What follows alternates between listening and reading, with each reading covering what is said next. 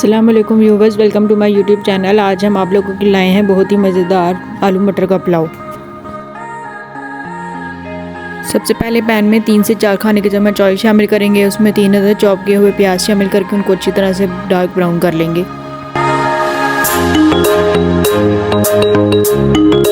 प्याज dark brown करने के बाद इसमें 2 चिकन क्यूब्स शामिल कर देंगे।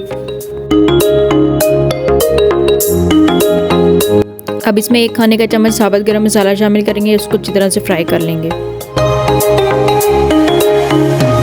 अब आलू मटर शामिल कर देंगे।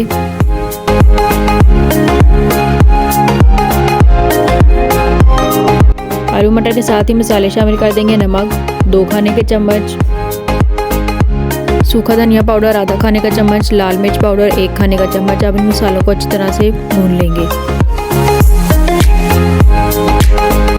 अब इसमें 4 गिलास पानी शामिल कर देंगे, क्योंकि चावल हमारे पास थे 2 गिलास, और उसको अच्छी तरह से उबाल लेंगे।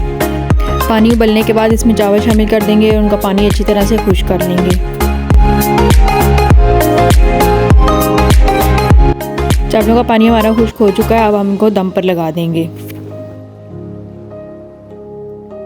10 से 15 मिनट के दम के बाद पानी हमारा सही अच्छी तरह से खुश्क हो गया है और ये हमारा मज़ेदार सा आलू मटर का पुलाव तैयार है।